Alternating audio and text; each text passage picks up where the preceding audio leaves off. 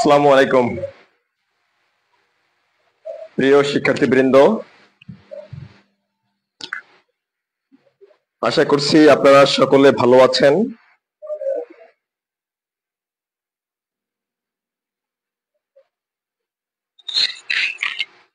আসসালামু আলাইকুম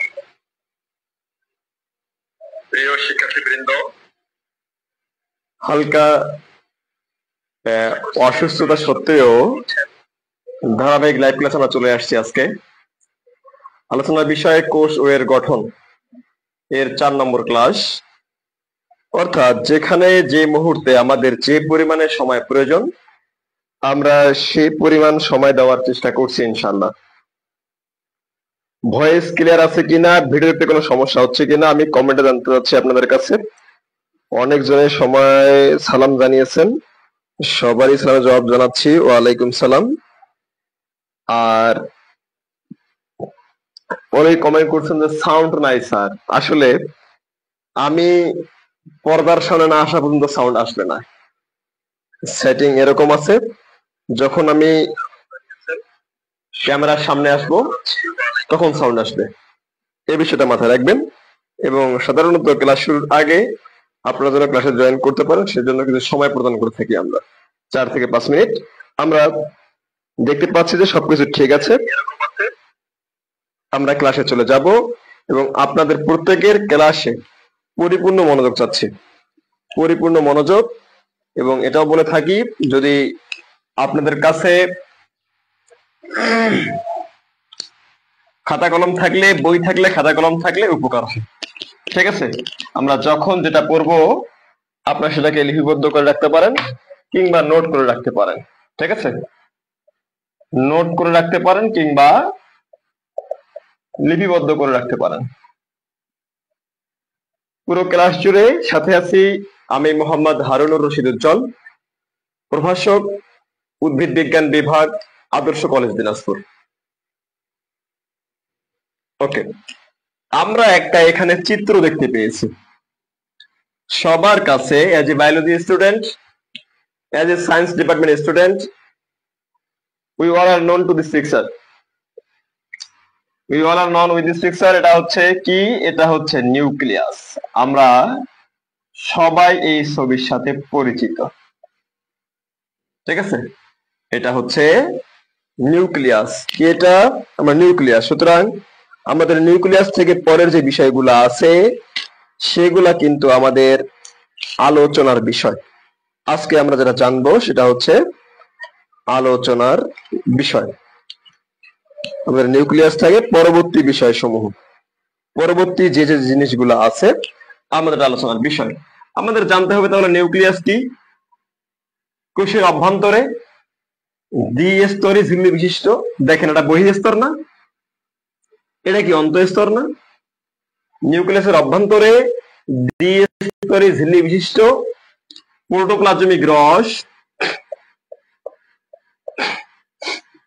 প্রোটোপ্লাজমিক রস এবং ক্রোমাটিন জালিকা ধারণকারী অঙ্গকে নিউক্লিয়াস বলে। কি বললাম? কোষের অভ্যন্তরে দ্বি আবরণী ঝিল্লি বিশিষ্ট প্রোটোপ্লাজমিক রস এবং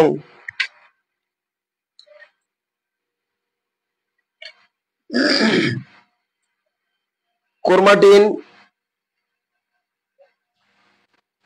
জালিকা ধারণকারী অঙ্গাণুকে বলা হচ্ছে নিউক্লিয়াস। আমাদের নিউক্লিয়াস দেখতে পেরেছি আমরা, যে সংজ্ঞাটা বুঝতে পেরেছি। সে কি ধারণ করে? প্রোটোপ্লাজমিক রস ধারণ করে। আর কি ধারণ করে? ক্রোমাটিন জালিকা ধারণ করে। বুঝা গেছে? এখন আমাদের জানা উচিত একে আবিষ্কার করছে কে? বিজ্ঞানী রবার্ট ব্রাউন। কি নাম? বিজ্ঞানী রবার্ট ব্রাউন 1831 সালে তিনি অর্কিড কোষে, কোন কোষে? তিনি অর্কিড কোষে বা অর্কিডে তিনি আবিষ্কার করেন হচ্ছে নিউক্লিয়াস। তাহলে কি বললাম? বিজ্ঞানী রবার্ট ব্রাউন 1831 সালে অর্কিড কোষে তিনি কি করেন? তিনি নিউক্লিয়াস আবিষ্কার করেন। সাধারণত নিউক্লিয়াস কোষের মাঝখানে অবস্থান করে এবং সে কোষের সকল কার্যক্রম কিন্তু সে নিয়ন্ত্রণ করে। কি করে? সে সকল কার্যক্রম নিয়ন্ত্রণ করে। এজন্য বলা হয়ে থাকে কোষের কেন্দ্র। কি বলা হয়? কোষের কেন্দ্র বলা হয়, কোষের কেন্দ্রিকা বলা হয়, ঠিক আছে? কোষের মস্তিষ্ক বলা হয়। কাকে বলা হয়? নিউক্লিয়াসকে বলা হয়। কোষের কেন্দ্র বলা হয়ে থাকে, কেন্দ্রিকা বলা হয়ে থাকে, মস্তিষ্ক বলা হয়ে থাকে। বুঝা গেছে? এখন এর সংখ্যা হবে কতগুলা? সংখ্যা সাধারণত প্রতি কোষে এর সংখ্যা একটি। কার সংখ্যা? সাধারণত প্রতি কোষে এই অঙ্গাণু, এই যে নিউক্লিয়াস, এর সংখ্যা হলো একটি। তবে যদি কোনো কোষে একে একাধিক আকারে পাওয়া যায়, একটার বেশি পাওয়া যায়, তাকে বলা হবে সিনোসাইট। কি বলা হবে? সেই কোষটাকে বলা হবে, এই অবস্থাকে বলা হবে সিনোসাইট, এবং ওই কোষটাকে বলা হবে সিনোসাইটিক কোষ। কি কোষ বলা হবে? সিনোসাইটিক। বুঝা গেছে? আমরা একটা কোষ দিলাম, এখানে নিউক্লিয়াস একটা, স্বাভাবিক। যদি একাধিক নিউক্লিয়াস থাকে আমরা এই কোষটাকে বলবো সিনোসাইটিক কোষ। কি কোষ বলবো? সিনোসাইটিক কোষ। এবং একাধিক নিউক্লিয়াস একত্রে থাকা বা একটা কোষে থাকা, এই ঘটনাকে বলা হচ্ছে সিনোসাইট। এই সিনোসাইট পাওয়া যাবে কোথায়? সিনোসাইট পাওয়া যাবে হচ্ছে ছত্রাকে, কতিপয় ছত্রাক এবং কতিপয় শৈবাল। শৈবালের ক্ষেত্রে ভাউসারিয়া, বোট্রাইডিয়াম, স্পাইরোক্লিয়াম ইত্যাদিতে হচ্ছে, ইত্যাদি শৈবালে সিনোসাইট পাওয়া যাবে। অর্থাৎ ইত্যাদি শৈবালে, বিশেষ করে ভাউসারিয়া, বোট্রাইডিয়াম, এসব শৈবালে প্রতিটি কোষে একাধিক নিউক্লিয়াস থাকে। ছত্রাকের ক্ষেত্রে প্রধানত দেখা যায় পেনিসিলিয়াম নামক একটা ছত্রাক আছে, যেখান থেকে পেনিসিলিন নামক অ্যান্টিবায়োটিক তৈরি করা হয়েছিল। সেই পেনিসিলিয়াম ছত্রাকের মধ্যে এটাকে দেখা যাবে। তাহলে আমরা আর সংজ্ঞা জেনেছি, আবিষ্কারকের নাম জেনেছি, কি বলা হয় সেটা জেনেছি, সংখ্যা আমরা জেনেছি কতটি সংখ্যা করে থাকে।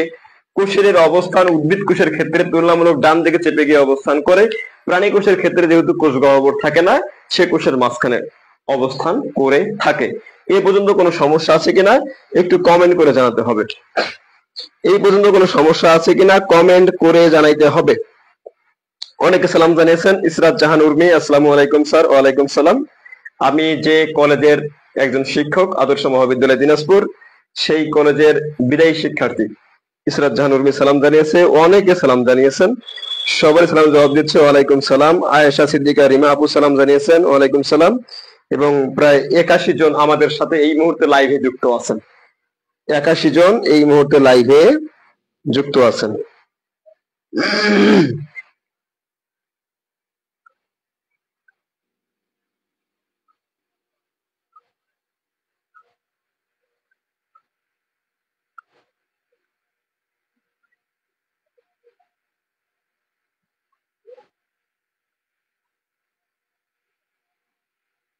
ওকে ওকে, সমস্যা নাই। তাহলে আমরা যতটুকু জানা প্রয়োজন নিউক্লিয়াস সম্পর্কে বেসিক আলোচনাগুলো আমরা জানলাম। এ আবিষ্কার করছে কে, কোথায় আবিষ্কার করছে, এর সংখ্যা কতটি, অবস্থান কতটি, কাকে বলে, এর অপর নাম কি আমরা জেনেছি। আমরা এখন দেখব এর হচ্ছে গঠন। কি দেখবো আমরা? আমরা এর দেখবো হচ্ছে গঠন। বুঝা গেছে? গঠনের ক্ষেত্রে number 1 nuclear membrane. Nuclear membrane, মেমব্রেনের ইংরেজি অপর নাম হচ্ছে এনভেলপ, বাংলা নাম নিউক্লিয়ার পর্দা, নিউক্লিয়ার আবরণী, নিউক্লিয়ার ঝিল্লি। নিউক্লিয়ার মেমব্রেন, নিউক্লিয়ার এনভেলপ সবকিছু একই, মানে একটাই। নিউক্লিয়ার মেমব্রেন, নিউক্লিয়াসের ক্ষেত্রে দুই ধরনের মেমব্রেন দেখা যায়। কয় ধরনের মেমব্রেন দেখা যায়? এ কোনো দরকার?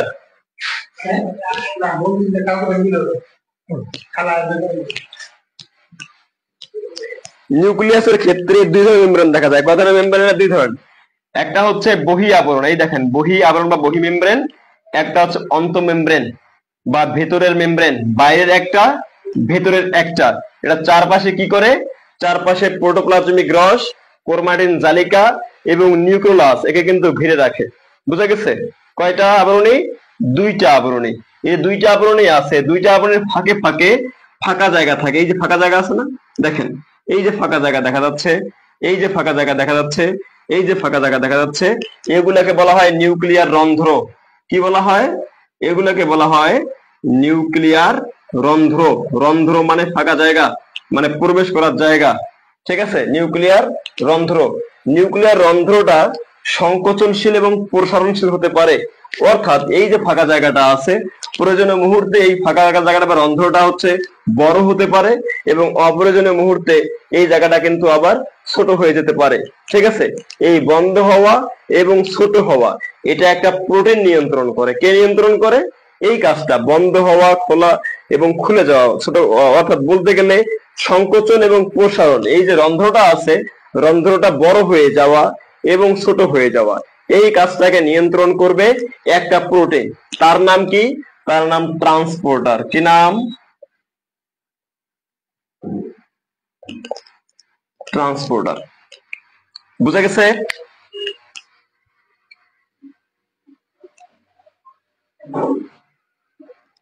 চৌধুরী হাসান, শৈবাল ছত্রাকের এক্সাম্পল। এক্সাম্পল লাগবে না, এক্সাম্পল লাগবে না। আমরা যখন ছত্রাক শৈবাল বা অন্যান্য জিনিস যখন পড়বো, আমরা তখন এটা সিনোসাইটিক হিসেবে উদাহরণ পড়বো। ঠিক আছে, আমরা যখন ছত্রাক শৈবাল পড়বো, আমরা তখন ছত্রাক শৈবালের উদাহরণটা পড়বো সিনোসাইটিক হিসাবে।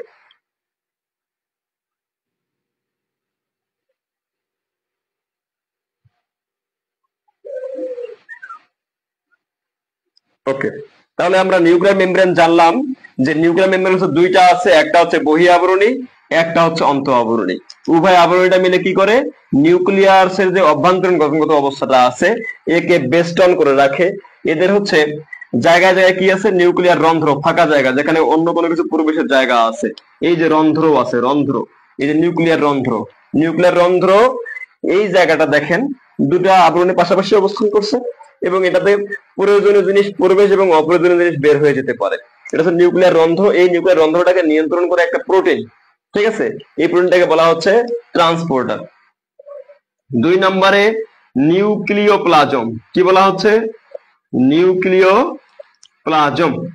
নিউক্লিওপ্লাজম আমরা দেখেন, আমরা প্রোটোপ্লাজম যেখানে পড়ছিলাম, আমরা যেখানে প্রোটোপ্লাজম পড়েছিলাম সেরকম, বা সাইটোপ্লাজম যেখানে পড়ছিলাম সেখানে এরকম আছে কি? নিউক্লিওপ্লাজম। আমরা যে এই যে নিউক্লিয়ার মেমব্রেন যে দিলাম, মেমব্রেনের অভ্যন্তরে যে ফাঁকা জায়গাটা, এই যে ফাঁকা জায়গাটা, এটা হচ্ছে টোটালি নিউক্লিওপ্লাজম। বুঝা গেছে? এই যে ফাঁকা জায়গাটা হচ্ছে নিউক্লিওপ্লাজম। এখানে কি আছে? প্রায় স্বচ্ছ, অর্ধস্বচ্ছ, দানাদার পদার্থ আছে। সে কি করে? সে হচ্ছে এই যে অবস্থাটা আছে না, সুতার মতো অংশ, ক্রোমাটিন জালিকা বা ক্রোমাটিন তন্তু, এর পাশাপাশি এই যে গোলাকার বস্তু যেটা আছে নিউক্লিয়াস, একে সে ধারণ করে। আর কোনো কিছু লাগবে না। কি পড়লাম আমরা?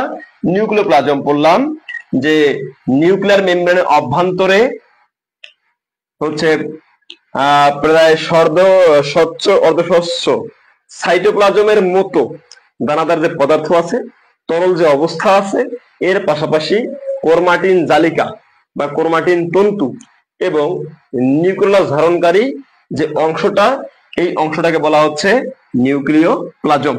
নাম্বার 3 আমরা যাব নিউক্লিওলাস। আমরা নাম্বার 3 কই যাব?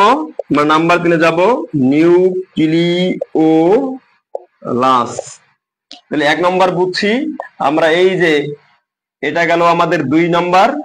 নাম্বার 3 আমরা পড়বো এই যে এইটা, নাম্বার 3, এটা হচ্ছে নিউক্লিওলাস। নিউক্লিয়াসের আবরণী দ্বারা বেষ্টিত, নিউক্লিয়ার আবরণী দ্বারা বেষ্টিত হচ্ছে নিউক্লিওপ্লাজমে বিদ্যমান যে গোলাকার বস্তু, গোলাকার এবং শক্ত যে বস্তুটা, এই বস্তুটাকে বলা হচ্ছে নিউক্লিওলাস। কি বলা হচ্ছে? নিউক্লিওলাস। এই যে গোলাকার এবং শক্ত যে বস্তুটা আছে, গোলাকার এই শক্ত বস্তুটাকে বলা হচ্ছে নিউক্লিওলাস বলা হচ্ছে। একটু কমেন্ট দেখতেছি আপনাদের।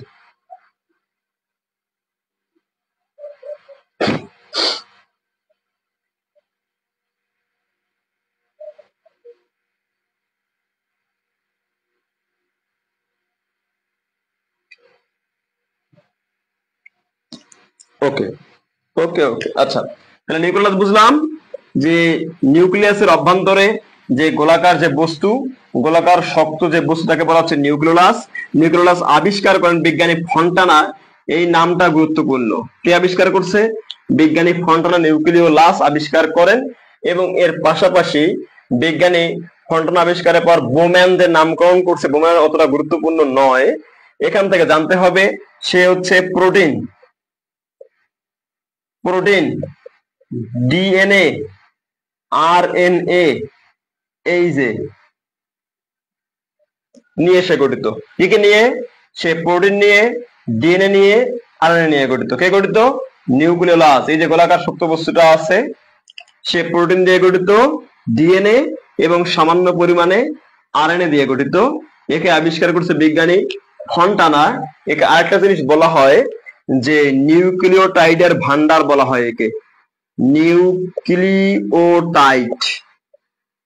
নিউক্লিওটাইড এর ভান্ডার বলা হয়। নিউক্লিওটাইডের ভান্ডার বলা হয় কাকে? নিউক্লিওপ্লাজমকে বলা হয় নিউক্লিওটাইডের ভান্ডার। কিসের ভান্ডার? নিউক্লিওটাইডের ভান্ডার বলা হয় কাকে? নিউক্লিওলাসকে। তাহলে আমরা নিউক্লিওলাস বুঝছি যে নিউক্লিয়াসের অভ্যন্তরে যে গোলাকার শক্ত যে বস্তু তাকে বলা হচ্ছে নিউক্লিওলাস। বিজ্ঞানী ফন্টানাকে আবিষ্কার করছে, বিজ্ঞানী বোম্যান এর নামকরণ করছে। সে গঠিত হচ্ছে প্রোটিন, ডিএনএ, আরএনএ দিয়ে। একে বলা হচ্ছে নিউক্লিওটাইড এর ভান্ডার। আর কোনো কিছু এখান থেকে প্রয়োজন নাই। আমরা এখন যাব ক্রোমাটিন তন্তু বা ক্রোমাটিন জালিকা।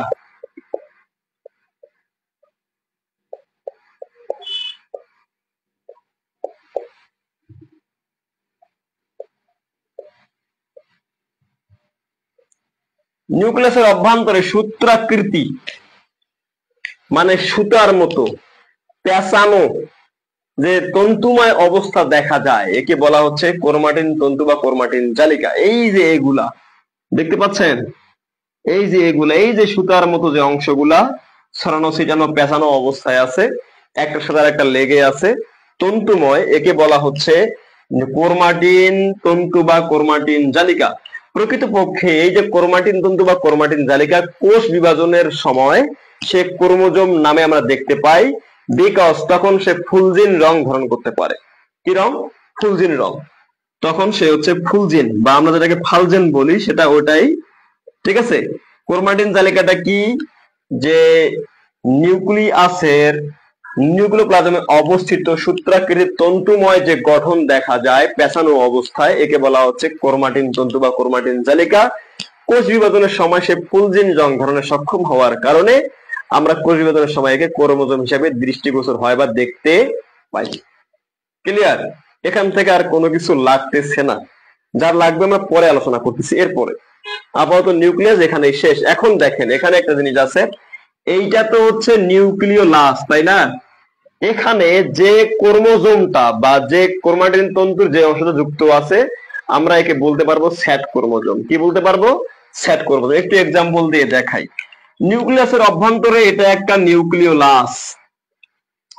এই যে আমাদের বাইরে ক্রোমোসোম আছে, এগুলো ক্রোমাটিন জালিকা বা ক্রোমোসোম আমরা যেটাই বলি, এটা আছে, এর সাথে কোনো এর সংযোগ নাই। যদি এর সাথে সংযোগ থাকে তাহলে আমরা এটাকে, এই যে ক্রোমোজোমটাকে আমরা বলতে পারবো স্যাট ক্রোমোজোম বা স্যাটেলাইট ক্রোমোজোম। কি বলতে পারবো?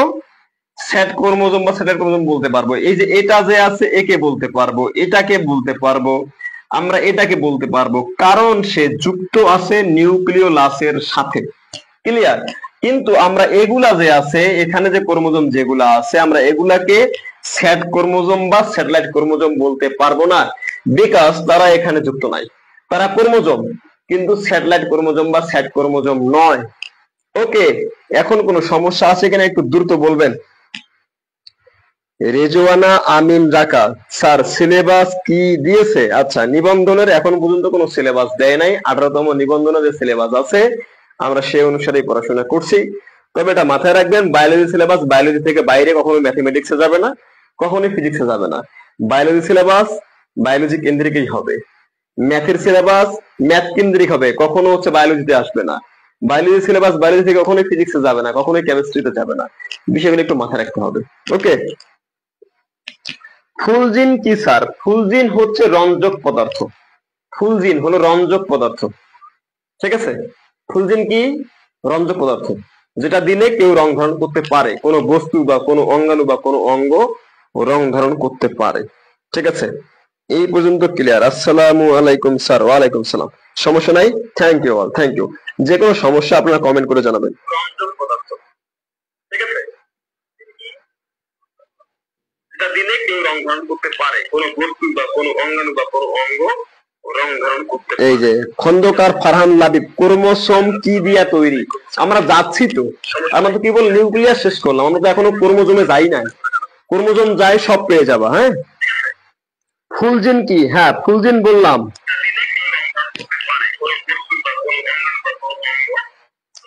ফুলজিন কি? ফুলজিন বলেছি, বুঝতে একদম রঞ্জক পদার্থ।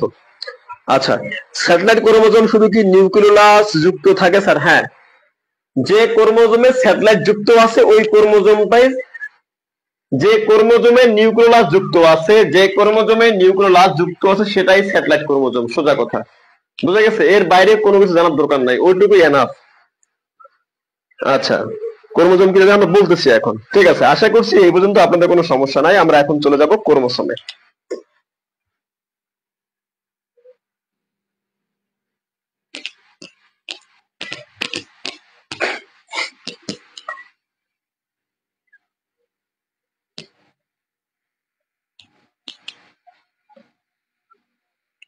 আমরা এখন যাব ক্রোমোসোমে।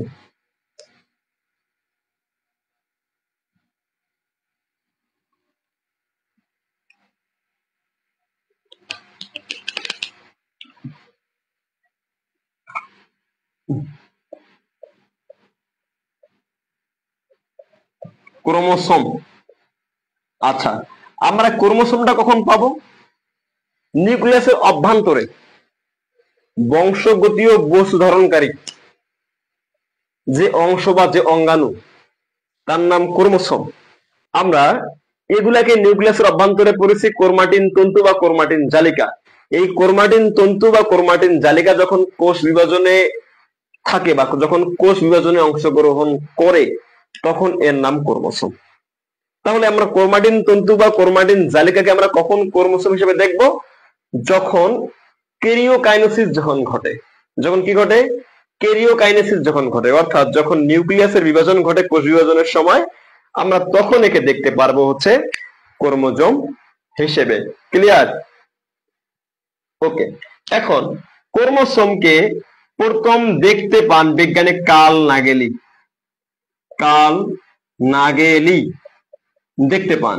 আচ্ছা, একে যদি আমরা বলি আবিষ্কার করেন বিজ্ঞানী স্ট্রাসবার্গার। বিজ্ঞানী স্ট্রাসবার্গার ক্রোমোসোম আবিষ্কার করেন। কি করেন? বিজ্ঞানী স্ট্রাসবার্গার ক্রোমোসোম আবিষ্কার করেন। হ্যাঁ, বলতেছি, বারবার তো অ্যান্সার দিয়ে দিচ্ছে, তারপরও সমস্যা হচ্ছে কেন?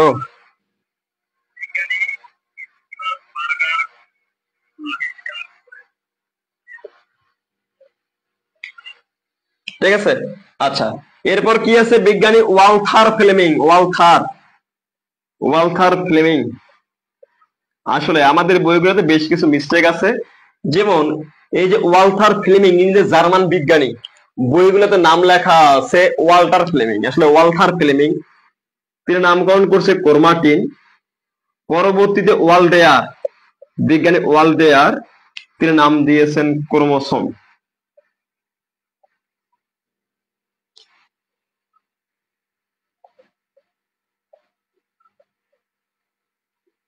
তাহলে এই জায়গায় দেখেন, একটু চিন্তা করেন, কার্ল নাগেলি তিনি ক্রোমোজোমকে প্রত্যক্ষ করছেন, মানে প্রথম দেখতে পাইছেন। তবে আবিষ্কারক হিসাবে স্বীকৃতি দেওয়া হয় কাকে? বিজ্ঞানী স্ট্রাসবার্গারকে। বিজ্ঞানী স্ট্রাসবার্গার 1875 সালে তিনি ক্রোমোসোমকে আবিষ্কার করেন। ক্রোমোসোমকে যে সুতার মতো যে অংশ দেখেন, এই সুতার মতো অংশকে ক্রোমাটিন নাম দিয়েছে বিজ্ঞানী ওয়ালথার ফ্লেমিং। বুঝা গেছে?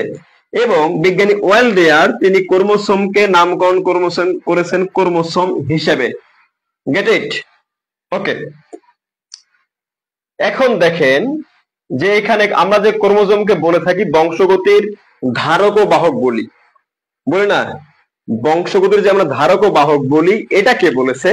এটা বলেছে বিজ্ঞানী সাটন অ্যান্ড বোভেরি। বিজ্ঞানী সাটন অ্যান্ড বোভেরি তারা বলেছেন যে ক্রোমোজোম হলো বংশগতির ধারক ও বাহক।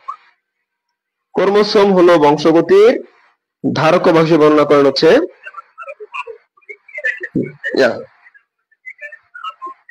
কোন সংজ্ঞা গুরুত্বপূর্ণ হলে প্লিজ বলবেন যে লিখে নিতে। স্যার আর একটু আস্তে আস্তে বলবেন, কারণ লিখতে সময় যায়।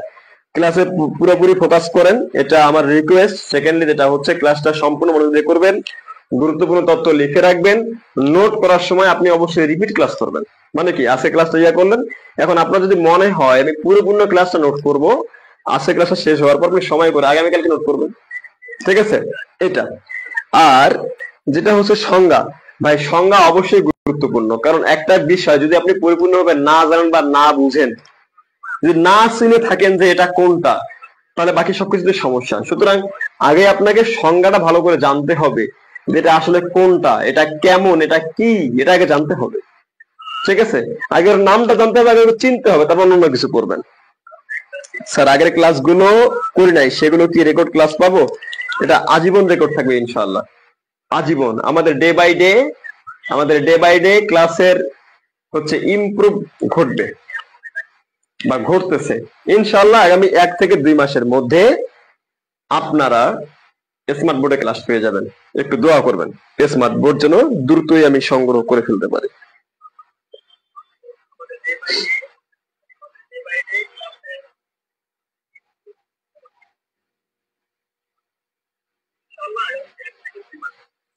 ওকে, তাহলে আমরা কিন্তু এই পর্যন্ত জেনে গেছি। এখন এখান থেকে জানা উচিত যে ক্রোমোজোমের সংখ্যা কতগুলা। ক্রোমোজোমের সংখ্যা, জীবকোষের অভ্যন্তরে ক্রোমোজোমের সংখ্যা হচ্ছে 2 থেকে 1600। 2 থেকে 1600। ঠিক আছে, ক্রোমোজোমের সংখ্যা 2 থেকে 1600। এখন এখান থেকে আমরা একটা জিনিস আসি, হ্যাপ্লয়েড এবং ডিপ্লয়েড। আমরা হ্যাপ্লয়েড এবং ডিপ্লয়েড বুঝি না, অনার্স মাস্টার শেষ করে ফেলছি,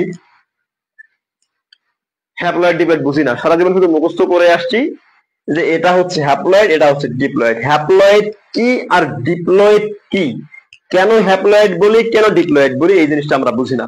খুবই ইম্পর্টেন্ট তথ্য কিন্তু। এখন বলেন মানুষের ক্রোমোজোম কতটি, একটু বলেন তো। মানুষের ক্রোমোজোম কতটি, একটু দ্রুত বলেন, কমেন্ট করেন। মানুষের ক্রোমোজোম কতটি, একটু দ্রুত কমেন্ট করবেন।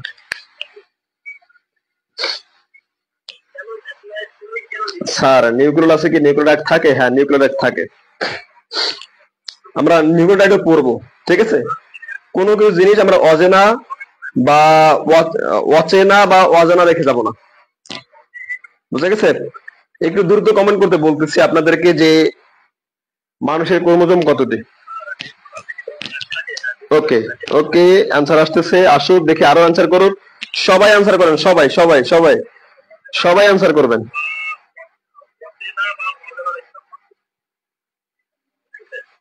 সবাই অ্যান্সার করবেন।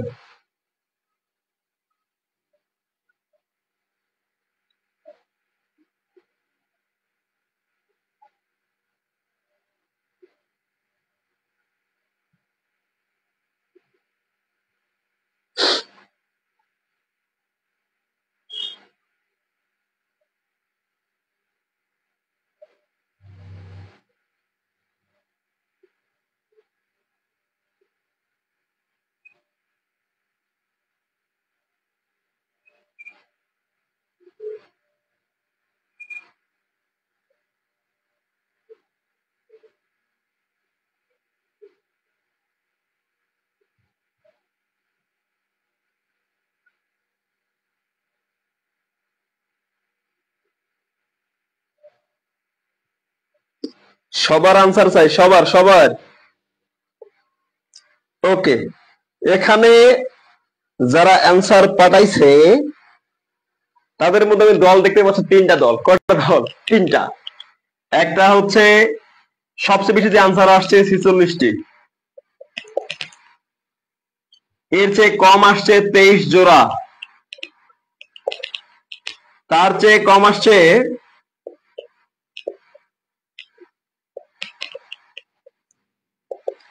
23 জোড়া বা 46টি। এখন আমি গ্রহণ করব কোনটা? ঠিক আছে, আমি গ্রহণ করব কোনটা? আমি গ্রহণ করব 23 জোড়া। আমি গ্রহণ করব 23 জোড়া। কেন করবো এটা বলতেছি। সবাই আনসার করেছেন যে 46টি, কেউ আনসার করেছেন 23 জোড়া, কেউ বলছেন 23 জোড়া বা 46টি। আমি গ্রহণ করব কোনটা? আমি গ্রহণ করব 23 জোড়া। ঠিক আছে, সারাজীবন মুখস্থ করে আসছি আমরা 23 জোড়া। আমি 23 জোড়া গ্রহণ করব। কেন গ্রহণ করব? তার 1 নম্বর কারণ মানুষ ডিপ্লয়েড।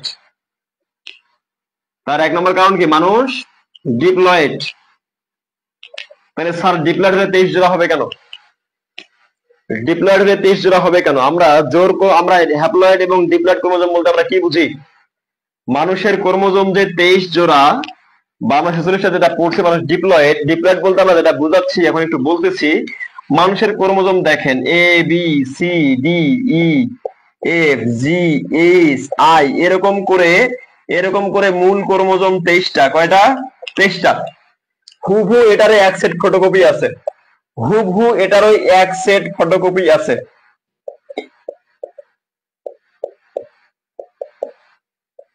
বুঝা গেছে?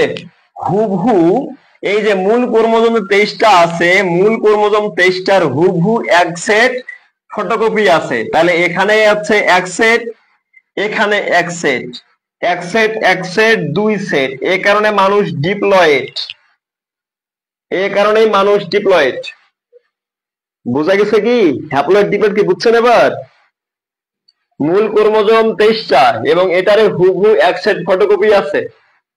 তাহলে এখানে এক সেট, এখানে এক সেট, দুই সেট। এজন্যই মানুষ ডিপ্লয়েড। এজন্যই আমার কাছে বা প্রত্যেকের কাছেই এক্সাক্ট অ্যান্সার 23 জোড়া। বুঝা গেছে?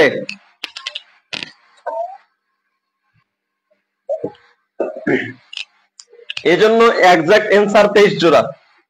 এটা আপনারা ভালোভাবে বুঝবেন যখন সাইটোজেনেটিক্স নামে যে একটা কোর্স আছে বা বই আছে, যখন আপনারা যদি ভালো করে পড়ে থাকেন তার কাছে বিষয়টা ইজি, তার জানা। কিন্তু আমরা কি কাজ করি? সাইটোজেনেটিক্স 50 নম্বরে 5টা কোশ্চেন করলাম, 5টা কোশ্চেন মুখস্থ করলাম, সাইটোজেনেটিক্স শেষ। এই কারণে আমাদের কাছে এগুলা কিন্তু এই কারণে আমাদের কাছে এগুলা কি হয়?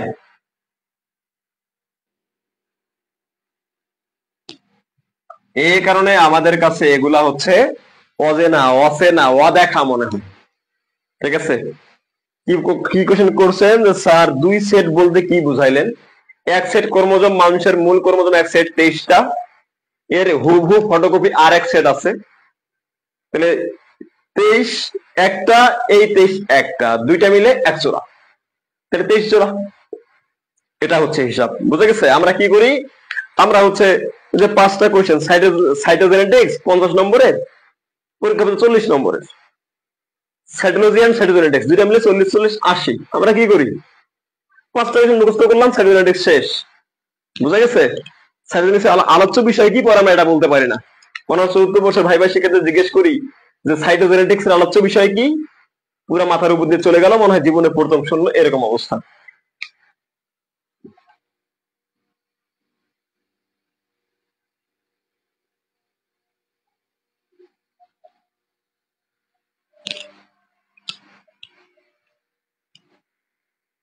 ওকে, ক্লাসে কি কোনো সমস্যা হচ্ছে?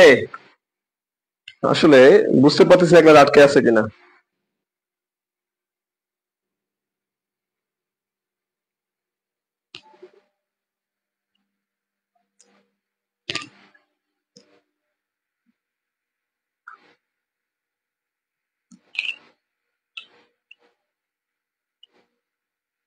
ওকে, ক্লাসে কি কোনো সমস্যা হচ্ছে? আসলে বুঝতে পারতেছি না ক্লাস আটকে। ওকে, তাহলে আমরা যাব এখন ক্রোমোসোমের ভৌত গঠনে যাব। ক্রোমোসোমের ভৌত গঠন।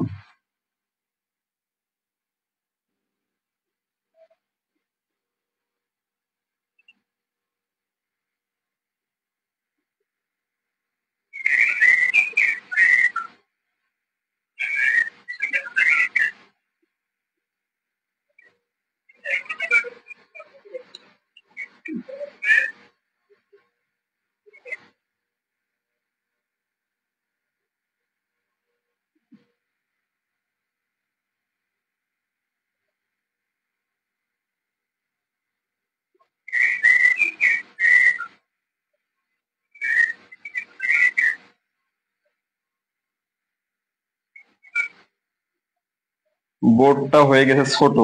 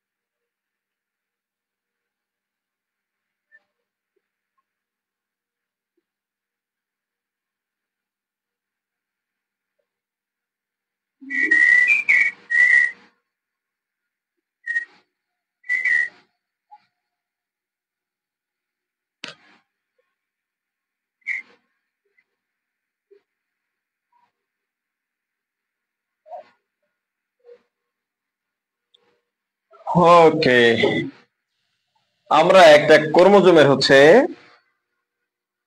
আমরা একটা এক্সট্রা সাউন্ড আসতেছে কিসের জন্য?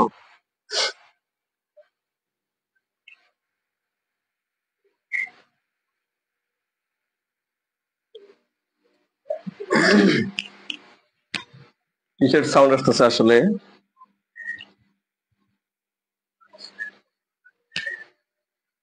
ওকে, চিত্র ক্লিয়ার। আচ্ছা, তাহলে আমরা একটা কর্মজমের দেখবো ভৌত গঠন, খুবই গুরুত্বপূর্ণ। আমরা 1 নম্বরে আসবো ক্রোমাটিন। আমরা 1 নম্বরে কি আসবো? ক্রোমাটিন। আমরা ক্রোমাটিনকে পড়ছিলাম নিউক্লিয়াসে, পড়লাম না? ক্রোমাটিন দেখতে কিরকম ছিল? সুতার মতো পেঁচানো। ক্রোমাটিন তন্তু যেটা পড়লাম। তাহলে এখানে দেখেন তো সুতার মতো পেঁচানো তন্তু কোনটা? অবশ্যই এই যে এইটা, এই যে সুতার মতো পেঁচানো তন্তু, এই যে সুতার মতো পেঁচানো তন্তু, সুতার মতো পেঁচানো তন্তু, সুতার মতো পেঁচানো তন্তু, এগুলা না ভিতরেরটা? এটা হচ্ছে ক্রোমাটিন।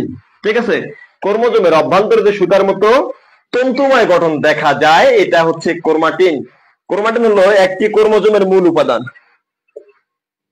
ঠিক আছে, ক্রোমাটিন হলো একটি ক্রোমোজোমের মূল উপাদান। কি উপাদান সে?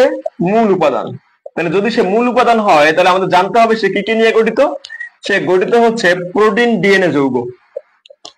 ক্রোমাটিন মূলত প্রোটিন ডিএনএ যৌগ। ক্রোমাটিন হলো মূলত প্রোটিন ডিএনএ যৌগ, আর এখান থেকে খুব বেশি জানার প্রয়োজন নাই। তাহলে ক্রোমোজোমের অভ্যন্তরে যে আমরা দেখতে পেলাম সুতার মতো যে অংশ পেঁচানো, এই যে অভ্যন্তরে যেগুলা, এটা হচ্ছে ক্রোমাটিন। ক্রোমাটিন হলো একটি ক্রোমোজোমের মূল উপাদান। ক্রোমাটিন কি দিয়ে গঠিত? মূলত হচ্ছে প্রোটিন ডিএনএ যৌগ। ক্রোমাটিন কি যৌগ? প্রোটিন ডিএনএ যৌগ। ক্রোমাটিন, হ্যাঁ ঠিক আছে, ক্রোমাটিন কি যৌগ? প্রোটিন ডিএনএ যৌগ।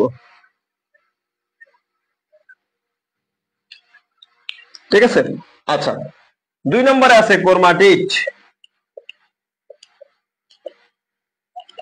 ক্রোমাটিড, প্রতিটি ক্রোমোজোমে এক জোড়া ক্রোমাটিড থাকে। কয় জোড়া? প্রতিটি ক্রোমোজোমে এক জোড়া ক্রোমাটিড থাকে। কিভাবে দেখেন, এই যে এই অংশটা আর এই যে এই অংশটা, এটা কিন্তু একই, একটা ক্রোমাটিড। এবং এই যে অংশটা এর সাথে এই যে অংশটা, এটা কিন্তু একটা ক্রোমাটিড। বই যদি থাকে বইয়ের মধ্যে পিকচারটা ভালো করে দেখবেন, ভালো করে দেখে নেবেন।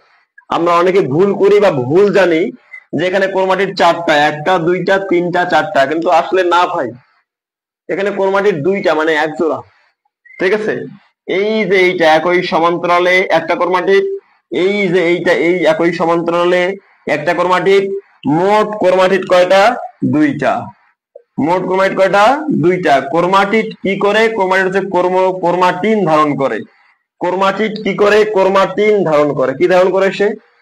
ক্রোমাটিন ধারণ করে। কে? ক্রোমাটিড। বুঝা গেল? নাম্বার 3-এ আসেন, সেন্ট্রোমিয়ার। Number 3, centromere. ক্রোমোজোমে ক্রোমোজোমে যে অরঞ্জিত অঞ্চল প্রায় গোলাকার বা বৃত্তাকার, ক্রোমোজোমের মাঝখানে অবস্থিত প্রায় গোলাকার বৃত্তাকার যে অরঞ্জিত অঞ্চল দেখা যায়, এই অরঞ্জিত অঞ্চলের নাম সেন্ট্রোমিয়ার। এর নাম কি? সেন্ট্রোমিয়ার। অরঞ্জিত কেন? কারণ সে ফুলজিন রং ধারণ করতে পারে না। এখানে কিন্তু অরঞ্জিতটা খুবই গুরুত্বপূর্ণ। বুঝা গেছে? কি অঞ্চল? অরঞ্জিত অঞ্চল। নাম্বার 4 হচ্ছে মুখ্য খাস। ঠিক আছে, মুখ্য খাস কোনটা? ক্রোমোজোমের সেন্ট্রোমিয়ারের কাছে ক্রোমাটিডের মধ্যে এক ধরনের ভাঁজ পরিলক্ষিত হয়। এই যে ভাঁজ দেখেন, এই জায়গাটা মোটা, ওখানে গিয়ে চিকন হয়ে গেছে। এই জায়গাটা মোটা, এই জায়গায় চিকন হয়ে গেছে। এই জায়গাটা মোটা, এখানে চিকন হয়ে গেছে। এটা হচ্ছে মুখ্য খাস। নাম্বার আমরা যদি 5 পড়ি, আমরা এবার যাই গৌণ খাসে। কই যাই? গৌণ খাস। মুখ্য খাস ছাড়াও ক্রোমোজোমের প্রান্তে, ক্রোমোজোমের হচ্ছে প্রান্তে, ক্রোমোজোমের প্রান্তে যদি আরো কোনো খাস পরিলক্ষিত হয়, আমরা একে বলবো গৌণ খাস। কি বলবো আমরা একে? আমরা একে বলবো গৌণ খাস। মুখ্য খাস ছাড়াও ক্রোমোজোমের প্রান্তে আরো কোনো যদি খাস বা ভাঁজ পরিলক্ষিত হয়, আমরা একে বলবো গৌণ খাস। নাম্বার 6 আমরা পড়বো বাহু। বাহু যদি পড়ি, সেন্ট্রোমিয়ারের দুপাশে প্রসারিত অংশকে বলা হচ্ছে বাহু। সেন্ট্রোমিয়ারের দুপাশের প্রসারিত অংশটাকে বলা হচ্ছে বাহু। তার মানে এটা সেন্ট্রোমিয়ার। এখান থেকে এই দিকে যেটা আছে পুরোটাই একটা বাহু, এখান থেকে এদিকে যেটা আছে এটা পুরোটাই একটা বাহু। অর্থাৎ সেন্ট্রোমিয়ারের বাহু দুইটা। সেন্ট্রোমিয়ারের বাহু দুইটা। কয়টা? দুইটা। কিভাবে? এই যে সেন্ট্রোমিয়ার, এর এই পাশে প্রসারিত একটা সম্পূর্ণ অংশ একটা বাহু, এই পাশে প্রসারিত সম্পূর্ণ অংশ আর একটা বাহু। অর্থাৎ একটা সেন্ট্রোমিয়ারের বাহু কয়টা? দুইটা। নাম্বার সাথে আমরা পড়ি ক্রোমোমিয়ার। কি পড়ি? ক্রোমোমিয়ার। ক্রোমোমিয়ারটা কি? ক্রোমোজোমের বাহুগুলোতে যদি কোন গোলাকার বস্তুর মতো গঠন পরিলক্ষিত হয়, গোলাকার বস্তুর মতো গঠন যদি পরিলক্ষিত হয়, আমরা এই জায়গায় দিলাম একটা গোলাকার বস্তুর মতো গঠন পরিলক্ষিত হয়েছে, এই গোলাকার বস্তুর মতো গঠনটাকে বলা হবে ক্রোমোমিয়ার। বুঝা গেছে? ক্রোমোজোমের বাহুগুলোতে বা ক্রোমাটিডে যদি গোলাকার গঠন কোনো পরিলক্ষিত হয়,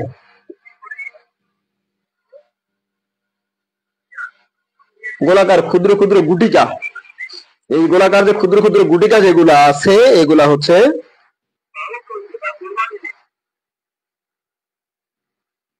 সেগুলো হচ্ছে ক্রোমোমিয়ার।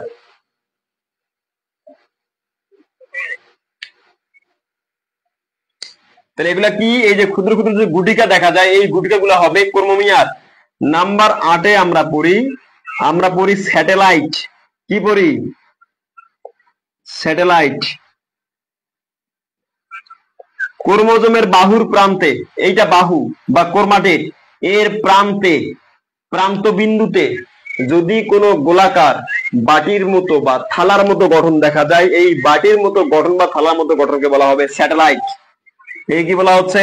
এই যে এটা হচ্ছে স্যাটেলাইট। বুঝতে পারছেন? এ হচ্ছে স্যাটেলাইট। স্যাটেলাইট আপনাদেরকে বলতে হবে, কমেন্ট করতে হবে এই স্যাটেলাইট কোনটা। এই দেখেন গোলাকার থালার মতো বা বাটির মতো গঠন দেখা গেছে না? গোলাকার থালার মতো বা বাটির মতো, এই থালার মতো বা বাটির মতো গঠনকে বলা হচ্ছে স্যাটেলাইট। কি বলা হচ্ছে? স্যাটেলাইট। নাম্বার 9 আর একটা পড়ি। নাম্বার 9 একটা যেটা পড়বো সেটা হচ্ছে টেলোমিয়ার। কি পড়বো? টেলোমিয়ার। ক্রোমোজোমের বাহুগুলোর প্রান্তে বিশেষ গঠন পরিলক্ষিত হলে, এই যে বাহু বা ক্রোমাটিড, এর প্রান্তে যদি বিশেষ গঠন দেখা যায়, বিশেষ গঠনকে বলা হবে টেলোমিয়ার। কে বলা হবে? বিশেষ গঠনকে বলা হবে টেলোমিয়ার। বিশেষ গঠনটা বলতে আমরা কি বুঝতেছি? টিচাররা পড়া যায়, আমরাও পড়ে যাই, কোশ্চেন করতে ইচ্ছা হয় না। বিশেষ গঠন বলতে কি বোঝানো হচ্ছে? বিশেষ গঠন বলতে বোঝানো হচ্ছে যে টেলোমিয়ারে বা হচ্ছে ক্রোমাটিডের প্রান্তে যদি এক সারি নাইট্রোজেন বেস যদি একই হয়, কি হয়? দেখা গেছে এখানে এক সারি এডিনিন আছে, প্রান্ত বিন্দুতে কি আছে? এক সারি এডিনিন, মানে একটার পর একটা এডিনিন সাজানো অবস্থায় আছে। অথবা ধরেন যে একটার পর একটা গুয়ানিন কি আছে? সাজানো অবস্থায় আছে। তাহলে এই অবস্থাটাকে আমরা বলতে পারবো কি? বলতে পারবো আমরা বলতে পারবো টেলোমিয়ার। কারণ সাধারণত এক সারি নাইট্রোজেন বেস একই পরপর থাকে না, তারা থাকতে পারে এরকম adenine, guanine, cytosine, thymine, guanine, হচ্ছে সাইটোসিন, এডেনিন, থাইমিন, এমন হতে পারে। মানে একটা পর একটা সাধারণত এরা সাজানো একই জিনিস থাকে না, কিন্তু গঠনটা হওয়ার কথা এরকম। কিন্তু প্রান্তবিন্দু যদি এরকম গঠন দেখা যায় যে একটার পর একটা একই নাইট্রোজেন বেস সাজানো অবস্থায় আছে, আমরা এটাকে বলবো তাহলে টেলোমিয়ার। কি বলবো? টেলোমিয়ার। আপনাদের কমেন্ট পাচ্ছি না, আমি আপনাদের কমেন্ট পাচ্ছি না, কমেন্ট করেন।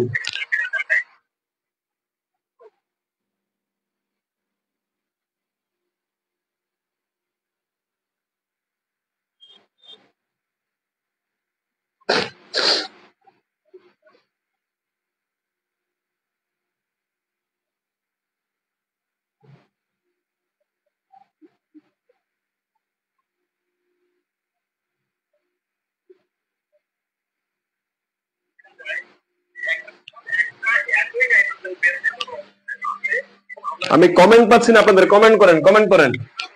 টেলোমিয়ার গেল, এরপর থাকতে পারে ম্যাট্রিক্স। কি থাকতে পারে? ম্যাট্রিক্স থাকতে পারে। এরপর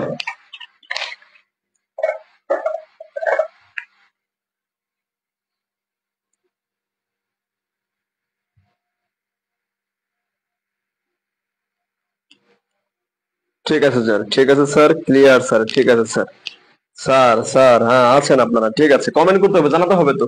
এই যে আমরা যেটা বললাম যে ক্রোমাটিন যে বললাম ভিতরেরটা, এর চারপাশে যদি আরএনএ থাকে, কি থাকে? যদি আরএনএ থাকে, যদি এর চারপাশে যদি প্রোটিন থাকে, কি থাকে? প্রোটিন থাকে, তাহলে এই যে ক্রোমাটিনের উপরে যে আরএনএ আছে, যে প্রোটিন আছে, এই আরএনএ থাকা এবং প্রোটিন থাকা, এদেরকে একত্রে বলা হবে ম্যাট্রিক্স। কি বলা হবে? ক্রোমাটিনের চারপাশে আরএনএ এবং প্রোটিন নির্মিত স্তরকে বলা হচ্ছে ম্যাট্রিক্স। এবং এই ম্যাট্রিক্স গুলা যদি কোনো আবরণের মতো কাজ করে, কিসের মতো কাজ করে? আবরণের মতো, একে তাহলে বলা হবে পেলিকল। কি বলা হবে? পেলিকল বলা হবে। বুঝা গেছে? ক্রোমাটিনের চারপাশে অবস্থিত, বাইরের দিকে অবস্থিত যে হচ্ছে আরএনএ এবং প্রোটিন যে আছে, এগুলার এই স্তরটাকে বলা হয় ম্যাট্রিক্স। এই ম্যাট্রিক্স যদি কোনো আবরণের মতো কাজ করে, একে বলা হবে পেনিকল। এর বাইরে তথ্য আরেকটা আছে, সেটা হচ্ছে কাইনেটোকোর। কাইনেটোকোর দেখা যাবে কোথায়? সেন্ট্রোমিয়ারে। কাইনেটোকোর দেখা যাবে কোথায়? সেন্ট্রোমিয়ারে। জীববিজ্ঞানে এত সহজ, জীববিজ্ঞান এত সহজ আগে জানতাম না।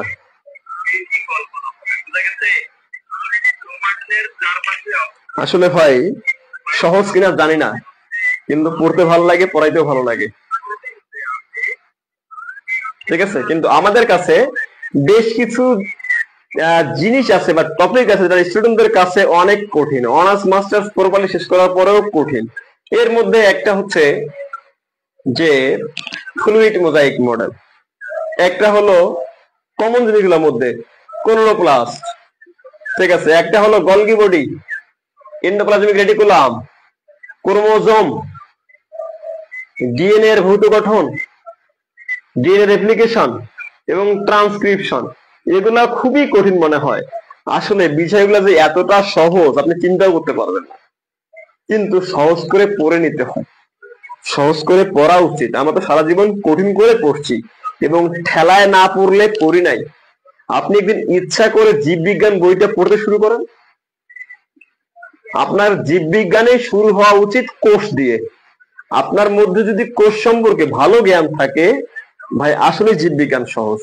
এবং আমরা এটা বলি, আমরা যারা আছি জীববিজ্ঞান নিয়ে একটু হালকা পাতলা যারা কাজ করি আর কি, আমরা এটুকু বলে থাকি যে জীববিজ্ঞানের মধ্যে, জীববিজ্ঞানের কোষ, কোষের গঠন, কোষ অঙ্গাণু, এইটুকু সম্পর্কে যার ভালো আইডিয়া বা যার ভালো জ্ঞান আছে, তার জীববিজ্ঞানের 1/3 জ্ঞান আছে।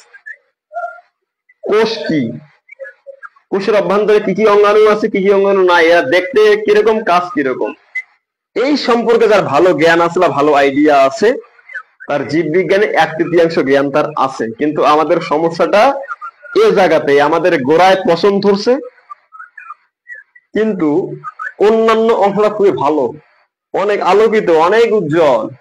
রেজাল্ট কিরকম? যে সিজিপিএ 3.78, বোঝা গেছে? 3.78। একটা উদ্ভিদ কোষ বা প্রাণী কোষ, আদি কোষ, প্রকৃতির তিনটা পার্থক্য বলেন তো। চিৎপটাং, শেষ, খেল খতম। রেজাল্ট কি এইটা? ক্রোমোজোমাল অ্যাবারশন বলতে কিছু বোঝেন? চিৎপটাং, ক্রোমোজোম কি? এটাই তো বুঝি না। ক্রোমোজোমাল অ্যাবারশন আর কি বলবো স্যার? কোষ বিভাজনের ধাপগুলো, এটা আমার কাছে খুব কঠিন মনে হয়। আমরা নেক্সট ক্লাসে পড়বো কোষ বিভাজনের ধাপ। ভাই আমার মনে হয় না আপনি জীবনে এত সহজ করে আগে পড়েছেন কোষ বিভাজন। একটা ক্লাস নিব মাইটোসিস মিওসিস, আমার মনে হয় আজীবন ভুলবেন না। তাহলে আমরা ক্রোমোজোম পড়লাম, ঠিক আছে? ক্রোমোজোম নিয়ে মনে হয় না আর কারো সমস্যা আছে? সমস্যা আছে কিনা দ্রুত কমেন্ট করেন ক্রোমোজোম নিয়ে। ক্রোমোজোম ভাই কমেন্ট চাই ভাই, আপনার মধ্যে কমেন্ট। আপনি যেটা বুঝেন নাই এটা চেপিয়ে রাখার কোনো প্রয়োজন নাই। আপনি বুঝছেন কিনা বা কোনটা নাই বুঝেন সেটা একটু আমাদেরকে বলেন, একটু দ্রুত বলেন।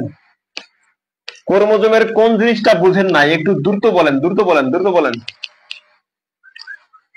ক্রোমোজোমের কোন জিনিসটা বুঝেন নাই? আমি একটু দ্রুত কমেন্ট চাচ্ছি আপনাদের কাছে। আপনারা কি কথা বুঝেন আমার? সমস্যা নাই তো কমেন্ট করেন, সমস্যা নাই।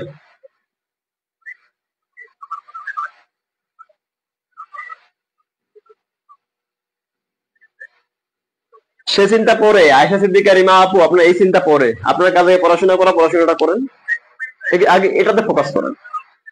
বুঝা গেছে?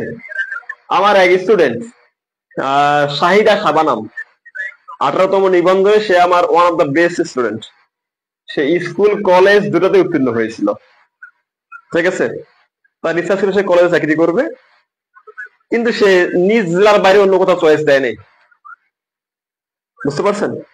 দুর্ভাগ্যক্রমে তার নিজ জেলায় কলেজের লেকচারার চাকরিটা হয় নাই। কিন্তু বগুড়ায় যে স্বনামধন্য প্রতিষ্ঠান আছে, বগুড়ায় আর্ম পুলিশ ব্যাটালিয়ন, এখানকার শিক্ষক নিয়োগ পরীক্ষা হয়েছিল। সে আমাদের এই প্রস্তুতি দিয়ে অসংখ্য পরীক্ষার্থীর মাঝে সে প্রথম স্থান অধিকার করেছে, এবং সে এখন Bogura arm police battalion school and কলেজের শিক্ষক।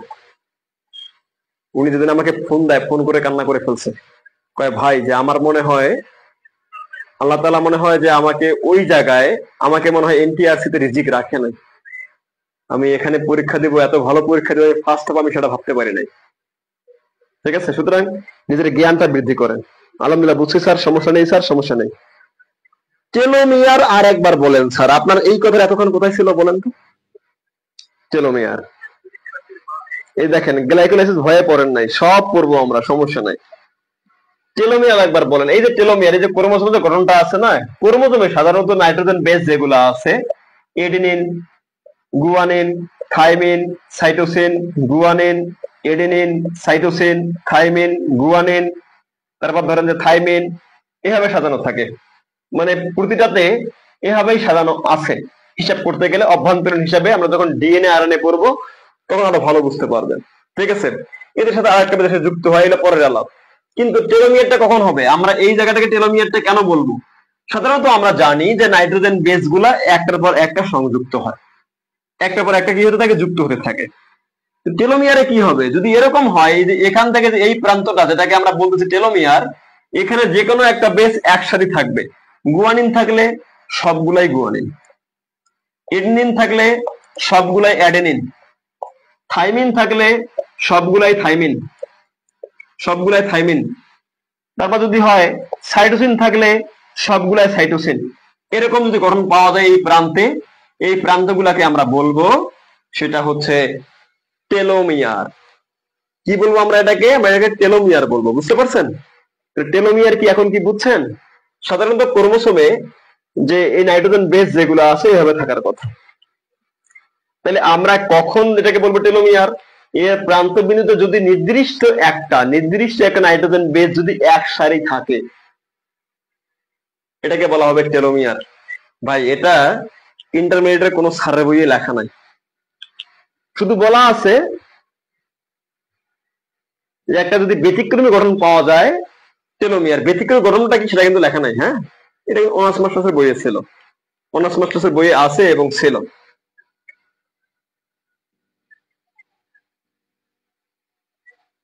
ওকে ওকে, তাহলে আমরা এখন চলে যেতে পারি, হচ্ছে ক্রোমোজোমের প্রকারভেদ। কই যাব? ক্রোমোজোমের প্রকারভেদে যাব। তার আগে একটা রিকোয়েস্ট, যদি ক্লাসটা আপনাদের আসলে ভালো লেগে থাকে, আপনারা একটু ক্লাসটাকে শেয়ার করে রাখবেন নিজের মধ্যে, নিজের ফেসবুক আইডিতে একটু ক্লাসটাকে শেয়ার করে দেবেন, তাহলে আমি একটু উপকৃত হতে পারি। আপনাদেরকে বলছি, যদি ক্লাসটা ভালো লেগে থাকে আপনারা হচ্ছে ক্লাসটাকে আপনাদের ফেসবুক আইডিতে শেয়ার করে রেখে দিতে পারেন। এই দেখেন, খাদিজা আক্তার তাইবা, নাইট্রোজেন বেস কি?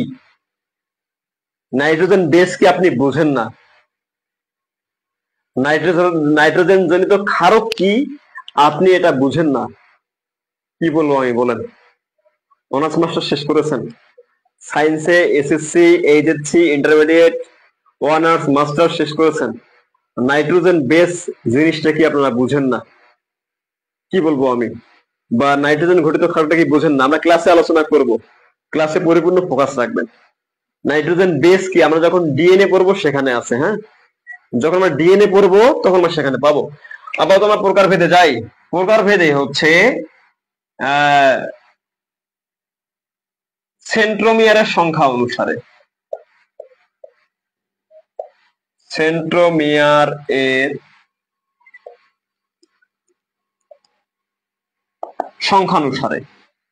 সংখ্যানুসারে মনোসেন্ট্রিক, ডাইসেন্ট্রিক, 3 নম্বরে পলিসেন্ট্রিক, নাম্বার 4 অ্যাসেন্ট্রিক, নাম্বার 5 ডিফিউজড। এই যে 5 ভাগে ভাগ করা হয় কি অনুসারে? সংখ্যা। কার? সেন্ট্রোমিয়ার। সেন্ট্রোমিয়ার কি? এই যে সেন্ট্রোমিয়ার, এই যে এইটা হলো সেন্ট্রোমিয়ার। ক্রোমোজোমের প্রায় মাঝখানে বা ক্রোমোজোমের মধ্যে যে গোলাকার অরুন্ধিত অঞ্চল দেখা যায়, আমরা যারা ক্লাসে বললাম, এটা হচ্ছে সেন্ট্রোমিয়ার, এগুলা হলো ক্রোমাটিড, তাই তো? এর সংখ্যা অনুসারে 5 প্রকার। মনোসেন্ট্রিক সেন্ট্রোমিয়ার একটা, কয়টা? একটা। ডাইসেন্ট্রিক সেন্ট্রোমিয়ার দুইটা, কয়টা? দুইটা। পলিসেন্ট্রিক কত? 2 এর বেশি। পলিসেন্ট্রিকে সেন্ট্রোমিয়ার 2 এর বেশি। অ্যাসেন্ট্রিক সেন্ট্রোমিয়ার নাই। অ্যাসেন্ট্রিক কি? সেন্ট্রোমিয়ার নাই। আমরা কখন পাবো অ্যাসেন্ট্রিককে? নিউক্লিয়াসের ভিতরে যে ক্রোমোজোম গুলো আছে সেখানে কোনো সেন্ট্রোমিয়ার নাই। বুঝা গেছে? সেখানে কি নাই? কোনো সেন্ট্রোমিয়ার নাই। ডিফিউজড সেন্ট্রোমিয়ার আছে কিনা বোঝা যায় না। ডিফিউজটা কি? সেন্ট্রোমিয়ার আছে কিনা বোঝা যায় না, থাকলেও কোন জায়গায় আছে সেটা স্পষ্ট নয়। ডিফিউজড। তাহলে সেন্ট্রোমিয়ারের সংখ্যা অনুসারে কয় প্রকার? 1 2 3 4 5 5 প্রকার। মনোসেন্ট্রিক সেন্ট্রোমিয়ার একটা, ডাইসেন্ট্রিক সেন্ট্রোমিয়ার দুইটা, পলিসেন্ট্রিক সেন্ট্রোমিয়ার 2 এর বেশি, অ্যাসেন্ট্রিক সেন্ট্রোমিয়ার নাই, ডিফিউজড সেন্ট্রোমিয়ার আছে কিনা বোঝা যায় না, কোন জায়গা আছে সেই জায়গাটা স্পষ্ট নয়। এটা গেল কি অনুসারে?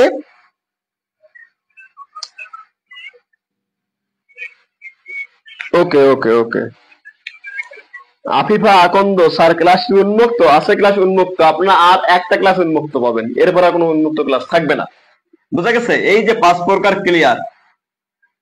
আচ্ছা, তাহলে আমরা কি জানবো এখন? আমরা এখন দেখবো হচ্ছে অবস্থান অনুসারে। অবস্থান কি অনুসারে?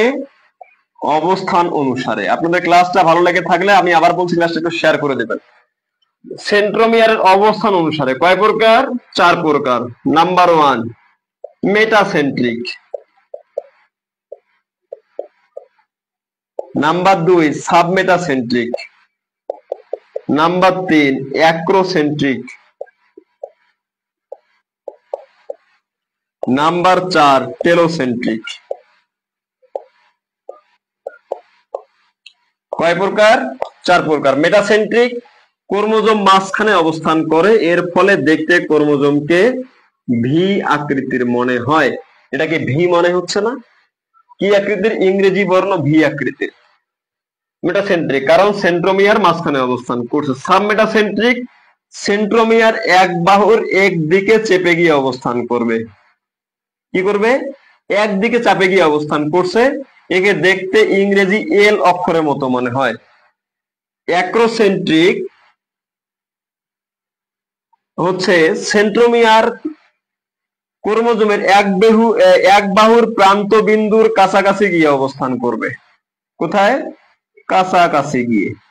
এই যে এটা হচ্ছে সেন্ট্রোমিয়ার, এটা হচ্ছে কি আকৃতির? ইংরেজি বর্ণ জে আকৃতির। টেলোসেন্ট্রিক এক বাহুর প্রান্ত বিন্দুতে অবস্থান করবে। এই যে টেলোসেন্ট্রিক, টেলোসেন্ট্রিক বুঝা গেছে? কি সেন্ট্রিক? টেলোসেন্ট্রিক। তাহলে VL J I, telocentric. Metacentric, submetacentric, acrocentric, telocentric. Clear? Metacentric, submetacentric, acrocentric, telocentric. VL J I chromosome মাঝখানে অবস্থান করে মেটাসেন্ট্রিক, এক বাহুর দিকে একটু চেপে গিয়ে অবস্থান করলে সাবমেটাসেন্ট্রিক, এক বাহুর প্রান্ত বিন্দুর কাছাকাছি গিয়ে অবস্থান করলে অ্যাক্রোসেন্ট্রিক, এক বাহুর প্রান্ত বিন্দু থেকে অবস্থান করলে টেলোসেন্ট্রিক। এটা হচ্ছে সেন্ট্রোমিয়ারের প্রকারভেদ। জি জি জি, ইসমাইল হোসেন ভাই, হ্যাঁ ক্লাসে আমরা এগুলো বলা আছে, হ্যাঁ যে এ অর্থ নাই, এটা বলা আছে আগের ক্লাসগুলোতে। এরপর যাব কোথায়? যে কাজ অনুসারে। আমরা যাব কাজ অনুসারে দুই প্রকার। নাম্বার ওয়ান অটোজোম, নাম্বার দুই সেক্স ক্রোমোজোম। সেক্স ক্রোমোজোম,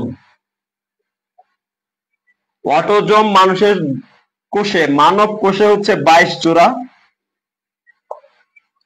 আর সেক্স ক্রোমোজোম মানুষের কোষে হচ্ছে 1 জোড়া। এবং এটা হলো পুরুষ মহিলায় ভিন্ন ভিন্ন। পুরুষ মহিলায় সেক্স ক্রোমোজোম ভিন্ন ভিন্ন, পুরুষে এক্স ওয়াই, মহিলায় হচ্ছে এক্স এক্স। আমরা পড়ছি অটোজোম যে ক্রোমোজোম দেহ গঠনে সাহায্য করে তার নাম অটোজোম। সেক্স ক্রোমোজোম যে ক্রোমোজোম দেহে, যে ক্রোমোজোম লিঙ্গ নির্ধারণ করে, যে ক্রোমোজোম জনন কাজে সাহায্য করে তার নাম হচ্ছে সেক্স ক্রোমোজোম। আমরা পড়েছিলাম দেহকোষ দেহ গঠনে সাহায্য করে, আমরা এখানে পড়লাম অটোজোম দেহ গঠনে সাহায্য করে, আবার আমরা পড়বো মাইটোসিস দেহ গঠনে সাহায্য করে। দেহকোষ, সেক্স, অটোজোম, মাইটোসিস, তিনটারে কাজ একই। দেহ গঠনে সাহায্য করা, দেহের বৃদ্ধি বিকাশে সাহায্য করা, নতুন অঙ্গাণু গঠনে সাহায্য করা, নতুন অঙ্গ সৃষ্টিতে সাহায্য করা। এরপর জনন কোষ, সেক্স ক্রোমোজোম, মিওসিস, তিনটারে কাজ লিঙ্গ নির্ধারণে সাহায্য করা বা জনন কাজে সাহায্য করা, সন্তানটা ছেলে হবে না মেয়ে হবে এই কাজে সাহায্য করা। ক্লিয়ার? কোনো সমস্যা আছে একটু বলেন, কোনো সমস্যা আছে কিনা একটু বলেন। সেক্স ক্রোমোজোম, মিওসিস, তিনটারে কাজ লিঙ্গ নির্ধারণে সাহায্য করা।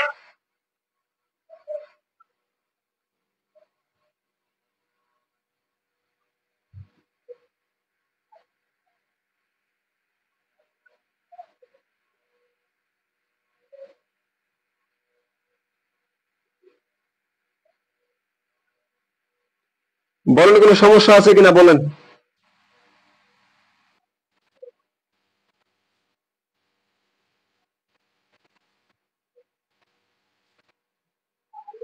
কটা দিছে? কটা দিল? শেষ ক্লাস কটা দিল ক? 2-1 যাবো যা।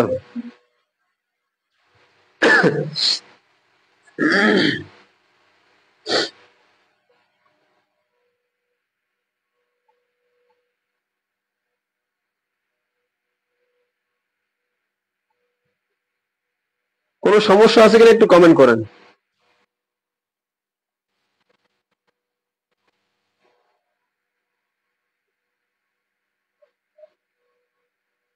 বা জনন কাজে সাহায্য করা। কোনো সমস্যা আছে একটু দ্রুত কমেন্ট করবেন।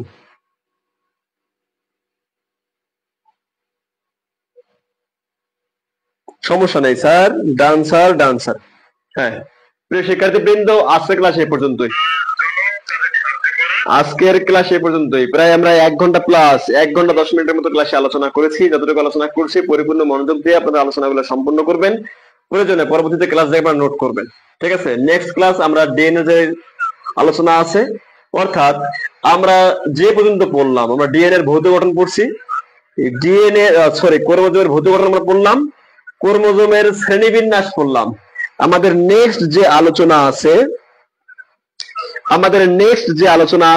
আলোচনা আমরা করব ক্রোমোজোমের রাসায়নিক গঠন থেকে।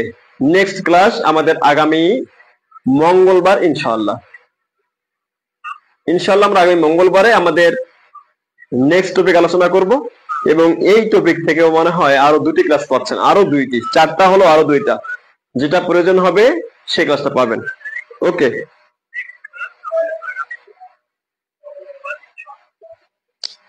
আর কে সবুজ স্যার, উদ্ভিদ বিজ্ঞানের জন্য কি এখন আলাদা ক্লাস হবে?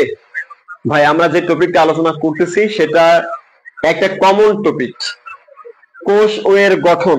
এই টপিকটা সহকারী শিক্ষক জীববিজ্ঞান, প্রভাষক উদ্ভিদ বিজ্ঞান, প্রভাষক প্রাণী বিজ্ঞান, 3টারই সিলেবাসে আছে। বুঝা গেছে?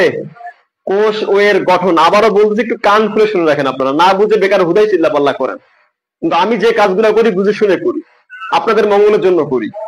কোষ ও এর গঠন, সহকারী শিক্ষক জীববিজ্ঞান, প্রভাষক উদ্ভিদ বিজ্ঞান, প্রভাষক প্রাণী বিজ্ঞান, 3টারই সিলেবাসে আছে।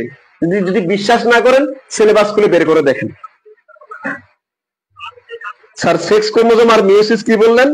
বললাম যে সেক্স ক্রোমোজোম, জনন কোষ এবং মিওসিস 3টার কাজ একই কাজ। ওকে, আজকের ক্লাসে আলোচনা এই পর্যন্তই। দেখা হবে পরবর্তী ক্লাসে ইনশাআল্লাহ।